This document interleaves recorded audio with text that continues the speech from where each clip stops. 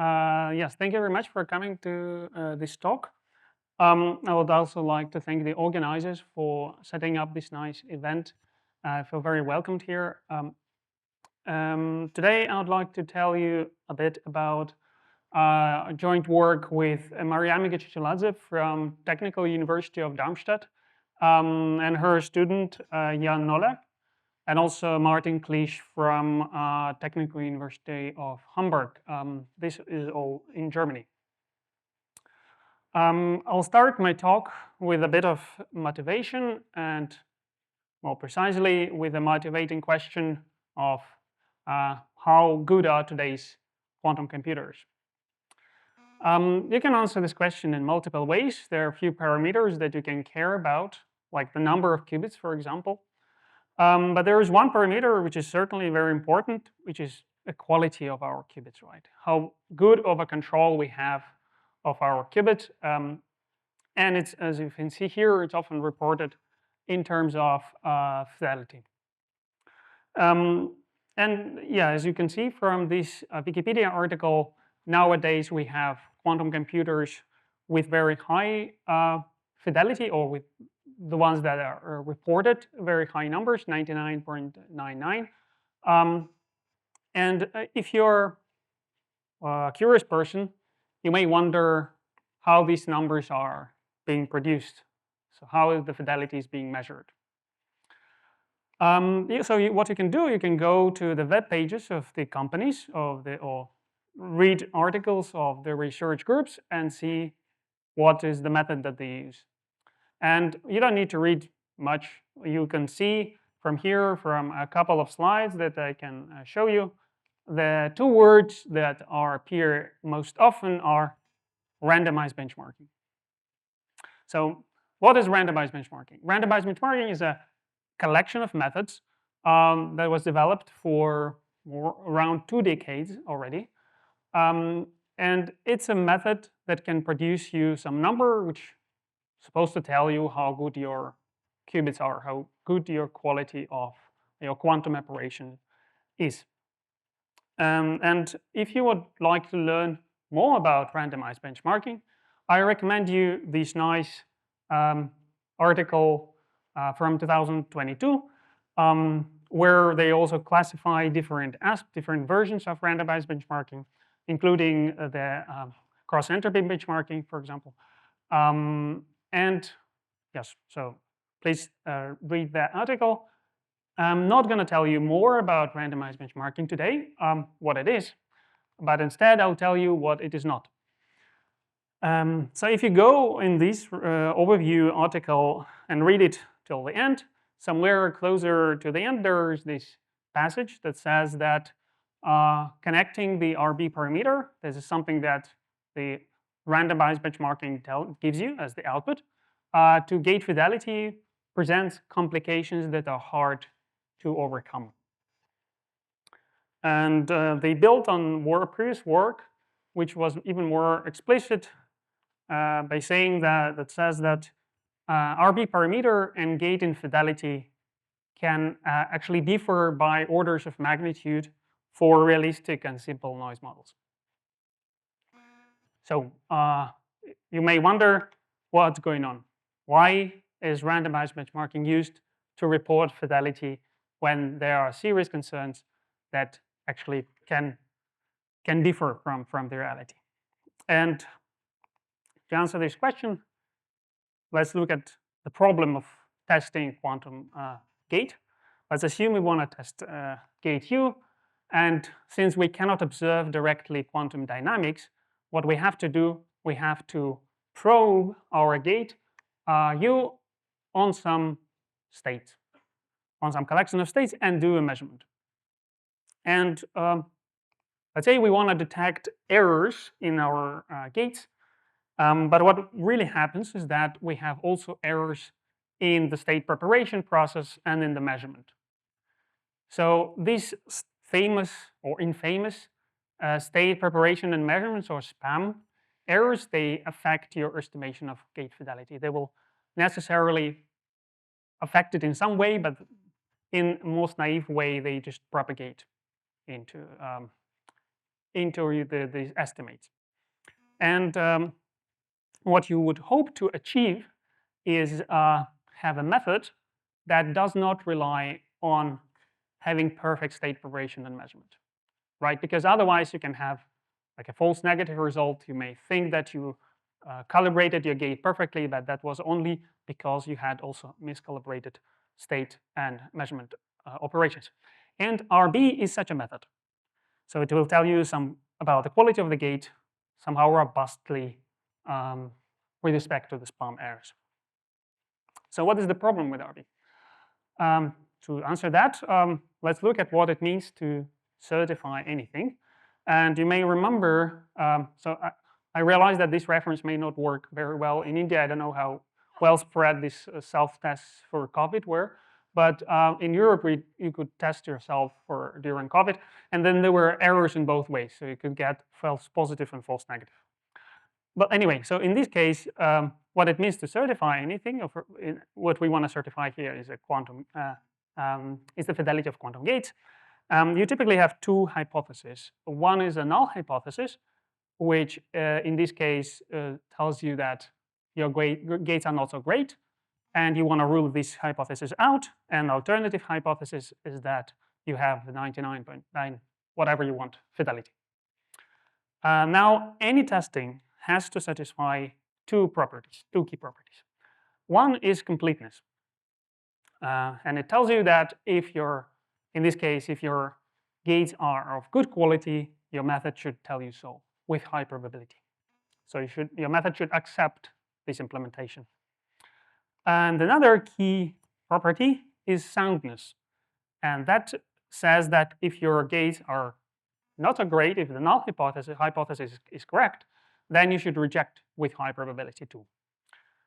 If you're not very familiar with the problem of testing, you may think maybe it's kind of automatic, the two properties come together, but it's not the case. You can imagine a test that simply accepts everything. That would be a complete method, but not sound. And you can have a method which just rejects no matter what you do. That would be sound, but not complete. Right. So you need both. And RB is, if you would use it to test your quantum gates, to certify fidelity, would be supported only by completeness guarantees. So to put it otherwise, it's not excluded that you could have gates of not so great fidelity, but you would get an answer that no, it's okay, it's all good. So we need soundness. And you may have a question, other sound methods out there. Why is RB used? Yeah, so there are sound methods out there, and the basic one is the process tomography, right? So you can do the tomography, and that would have a soundness property, but it has a problem with not being requiring perfect state preparation and measurement. So if you do the standard tomography, then these errors will propagate into the description of your gate. And so that we don't want, right? So we put a cross. Then there are methods which are a bit more efficient compared to the process tomography.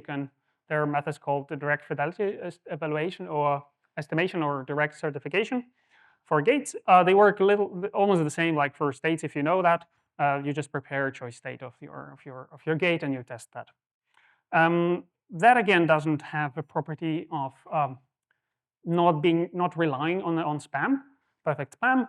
And then two more. There is so-called gate-set tomography. It's spam-free, but or self-consistent, but it's also not very efficient. And about soundness, I also cannot tell you anything because there are no such results that I know. And finally, there's an area of self-testing, so something based on Bell inequalities, or something based on the Mahadev protocol. And I would argue that it's sound and spam free, but I wouldn't call this practical at the moment to be implemented on a single device. So you need some assumptions which you cannot either implement or make sure that they are implemented within a single device. So we have almost all combinations of these crosses and ticks, but we want all the properties for testing the gates. And I wouldn't tell you that if we didn't have a proposal. Right. So I'll start with our idea for testing the gates, and it's based on the very simple idea. So we imagine our interaction with a quantum computer as being somewhere on a cloud or some server, and we send it some instructions one at a time. These are some chosen from some finite set, and in the end, we want to get some answer back. And what we would want to do is, for a given sequence, test what is the answer. So this is pretty generic, but let's go to a more concrete example. Let's say we have a unary alphabet, so we only send the same instruction every time. And what I will change is the length of the sequence. So how many times I send the same instruction. And let's consider such a problem. Let's require that quantum computer tells me answer yes if the length of the sequence was 0, 4, 8, or any other even multiple of 2. And say, let's require that it tells me no if I have sequences of length odd multiple of 2, like 2, 6, etc. And this is what is known as promise problems. So we have some promise, namely that the length of the sequence is even. And we have yes instances and no instances. And we want our quantum computer to solve this problem, to answer correctly, to distinguish between these sequences yes and no. So what is the quantum strategy? What can quantum computer do to solve this promise problem? It can solve it with a qubit. So what it can do, you can prepare a plus state and apply as many S gates on it as their number of instructions, and then measure in the X basis. S gate is just the square root of Z, and if you apply twice, you get the Z gate, right? And then if you have odd number of Z gates, that will flip your state plus to minus, you will get the outcome minus, which you associate to no. And otherwise, if you have even number of Z's, that will just be identity, and you will get outcome plus. So you can solve this problem perfectly with a qubit. And we can specify it as a model, so initial state, the gate that will be used, and the measurement. Are there other strategies that you can use? The answer is yes. You can prepare the 0 state, apply square root of x, and measure in a computational basis. So we'll do the same thing. You associate 0 now to yes, 1 to no, and as the outcomes, and it solves it perfectly. Are there any other strategies beyond that? And the answer is also yes. In fact, for any strategy which is connected to the initial one by a unitary or anti-unitary transformation, you are promised that this will solve your promise problem perfectly. And this is because this unitary anti-unitary degree of freedom is a natural symmetry of quantum mechanics. We can never rule it out in any experiment. The key question is, are there any other strategies on a qubit beyond this family? And the answer is no. And that's our soundness. That's where we're going to get our soundness. So in a nutshell, it means that if you always get correct answers to this promise problem, you can prove that whatever was implemented on a quantum computer, if you assume that it was a qubit, was of this form. So up to some change of basis, choice of basis, the quantum computer was implementing the S gate. And the nice thing about it is that it's enough to test only 3 types of sequences: the empty sequence, length 2, and length 4. More generally, how we would in practice test it is with the method which we call quantum system quizzing. And so you have your promise problem that you start with. You set up a number of samples that you want to test. And for this number of repetitions, you just sample a sequence from either a yes instance or no instance. You run a circuit corresponding to that. And if the answer was wrong, you terminate Otherwise, you proceed, and in the end, you accept it. So this is this very standard confidence amplification protocols, also known as one-sided error protocols. The challenge here, of course, is that for a given set of gates, you want to find the promise problem. And what is the model that we deal with? What are our assumptions? We assume that we have, for every instruction that we send to the quantum computer, there is a single CPTP map, single channel that quantum computer implements, meaning that if we send it in the beginning or in the end, it doesn't matter. So it shouldn't be time or context dependent. And of course, we assume that as before, that we have certain dimension of the quantum system. So what more precisely what it means in this case to certify? So we have not just gates, we have this model. What it means to certify the target model consisting of the state preparation, our set of gates, and the measurement, is that if we have the implemented model being equal to the target model, then our test should pass at every iteration for probability 1. This is what this, as I said, known as one-sided test that we have by construction.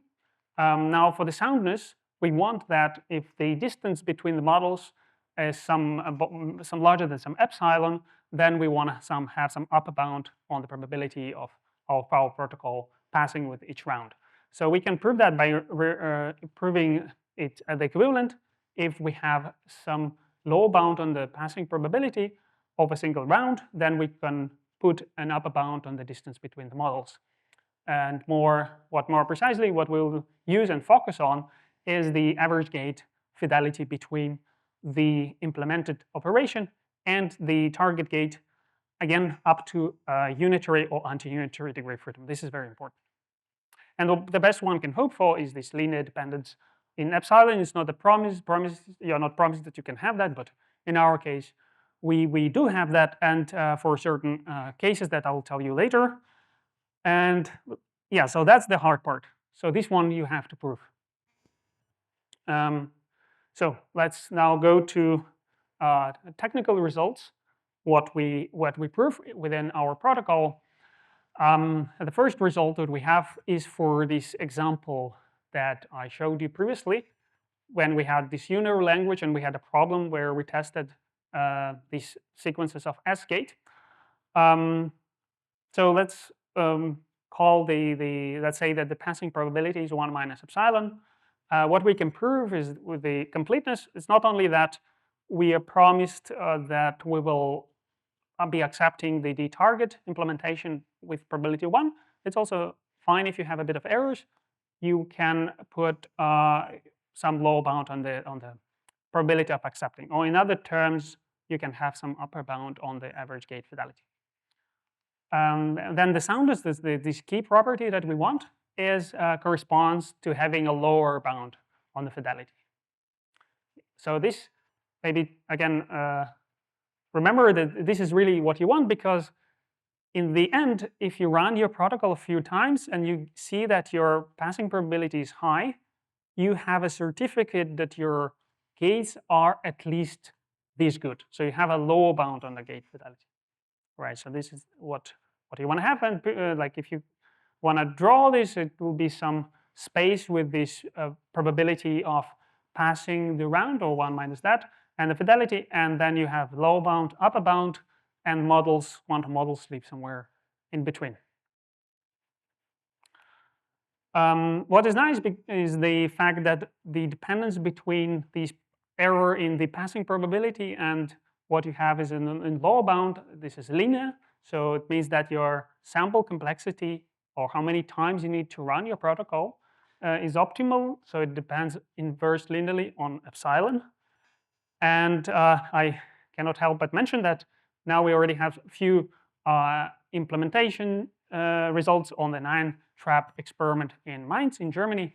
And we can prove with this very simple protocol, with testing only 3 types of sequences, we can prove that we have gate fidelity of larger than 0.99. Right. So this was for the single qubit models, and that was based on the paper, the first paper on this topic. And yes, experimental results will come hopefully in a few months. We have a second paper following up, and this extends these results to partially to a multi-qubit models, right? Because we don't want to have a single qubit, we want to do universal quantum computation one day. And the simplest thing you can consider is this case where you have as gates, but on two different qubits. The key problem here, and what we don't want to assume, is that we have individual qubits, right? So we still, in this picture where we send instructions to our quantum computer, and these instructions are classical, like implement now the S gate on the first qubit, now implement on the second qubit, and so on. As what we will assume is the total dimension that of quantum system that we have. And of course, in reality, if you want to implement those, there will be some so-called crosstalk, which means that whenever you implement an operation on a single qubit, it will be affecting the second qubit too. And we want to rule this out in a way, or prove somehow bounded from testing. And so far, what we have is the result for this epsilon equal to 0, meaning that only for the cases when we know that our protocol was accepting the implementation with probability 1, so all the time in the limit of infinite statistics, we can prove the following. We can prove that we can certify models, these SN models, which is the direct generalization of this S2 model. So you have individual S gates on different qubits. And based on that, we can add later a Hadamard gate and the C0, which extends then to Clifford model. And moreover, finally, we can also add a non-Clifford operation that brings us to the universal gate set and universal model. We do not have yet the robustness proofs, but what we could do, we could run some numerics. And so far, it looks like we keep this property of being able to lower bound and upper bound the gate fidelity in terms of this probability of passing the protocol. So hopefully one day we have some analytical result as well as for the single qubit model. Yeah, for that there's the second paper, right? I refer to that paper. So in the remaining 2 minutes, I'll just conclude, tell you once again the results that we have. We propose a protocol that is complete and sound, so we prove soundness for specific models. And it doesn't require prior spam calibration or access to perfect state preparation and measurement, and is also practical. So we have this efficient sample complexity for single qubit models, and also it's a single. We assume the dimension, but what we gain is that we can run this protocol on a single device. We don't have to establish, let's say, like a separation between 2 devices, like in Bell experiment. And then the technical results that are presented, we have a robust certification for the single qubit as gate model. This is the first paper, and then we have this construction for multi-qubit models, where again, I would like to stress that we have this proof of addressability. So we don't assume having individual qubits, but we recover that from statistics. In the outlook, yes, so I already mentioned that we would like to have the constructor robustness proof for multi-qubit models, and then possibly increase noise tolerance, like shrink those areas for the lower and upper bound for the fidelity, or even perhaps extending our protocol to estimating the fidelity with some error parameter. So with that, I would like to thank you for your attention, thank my co-authors, and if you have questions, please.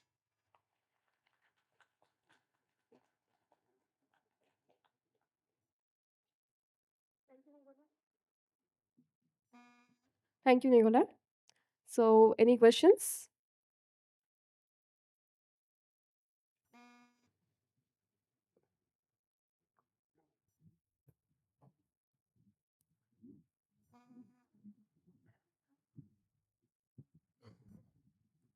Hello.